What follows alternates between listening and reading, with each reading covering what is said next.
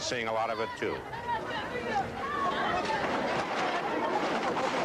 There is practically no unemployment in Libya, and while imported goods are expensive, Libyan wages are 5 to 10 times as high for similar jobs as in Malta or Egypt, which explains why Libya has no difficulty in importing 1 million foreign workers, Maltese, Egyptian, Palestinian. This is a new idea of Gaddafi's, modern supermarkets. He hopes they will replace the ancient tangled bazaars. To help, these government-owned and subsidized stores are, on an average, 40% cheaper than the bazaar shops in old Tripoli.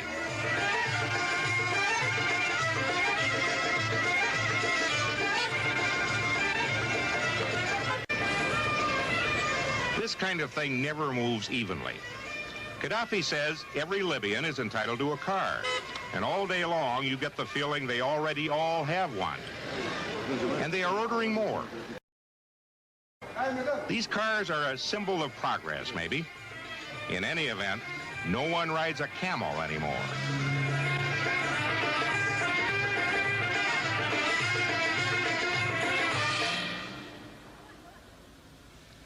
Another radical plank in Gaddafi's philosophy is that every Libyan is entitled to a house, but no Libyan is entitled to more than one.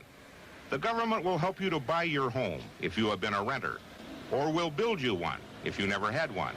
It's great for the construction industry. This apartment project was designed and built by Italians. When Gaddafi took power, he threw out 60,000 Italians who had stayed on after the former colony became independent. Some of them have since been hired back as contract workers. The money flows like a light all-weather oil. This hospital, for instance, more modern than many in Western Europe or America. There's free medical service for all. And $250 million for Tripoli's International Airport, also designed and built by Italians. No stinting anywhere. Gaddafi provides practically unlimited money for education. This university, built by the British, is in the second city, Benghazi. The country's street signs and all advertisements are in Arabic, but a large part of the university curriculum is taught in English. Arabic texts are not yet available. Have all these social reforms and development programs made Gaddafi loved by all Libyans? No, there are many anti-Gaddafi Libyans, but most are outside Libya. The dissidents say he also does not live a true Islamic life. He violates the Quran by killing his opponents.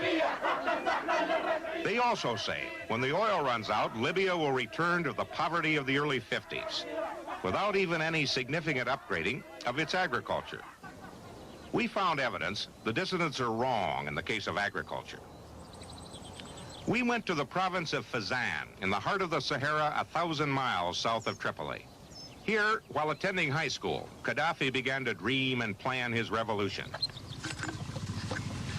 We found a farmer who may not be typical, but is certainly happy. His local People's Committee helped him get 12.5 acres and water. His obligation? To do a good job of farming. On that condition, he can keep his profits. With the farm as a grant goes a house, a car, camels for milk and meat. He also gets a tractor, and for a while, a yearly salary. Understandably, he supports the Gaddafi revolution. The American presence used to be big jets at Wheelus Air Force Base. In 1970, Gaddafi threw them out. But now there's a kind of truce, a marriage of convenience. These are American pilots, hired on contract to fly crop dusters. They're going to be moved. Like many other Americans, they aren't very happy in Libya, with restrictions on their movements and the absence of alcohol. But they are there, not flying military missions, but buzzing the oat and barley fields. And the oil business, the source of Gaddafi's wealth and his arms and his influence, has still a definite American complexion at management levels and foreign workers at all levels. Libya was the first to increase oil prices. The first to get American companies to give the host nation a larger share of profits. Gaddafi was the first to use oil as a weapon and a threat. This is the American embassy in Tripoli, burned out in the wave of violence that hit the Muslim world after the Iranians seized the embassy and hostages in Tehran. Gaddafi did little to prevent the troubles in Tripoli. This symbolizes his ambivalence toward the United States. He resents the embargo that keeps him from getting American military-related equipment. Gaddafi says we have put Libya on a blacklist, and he constantly threatens to turn off the oil.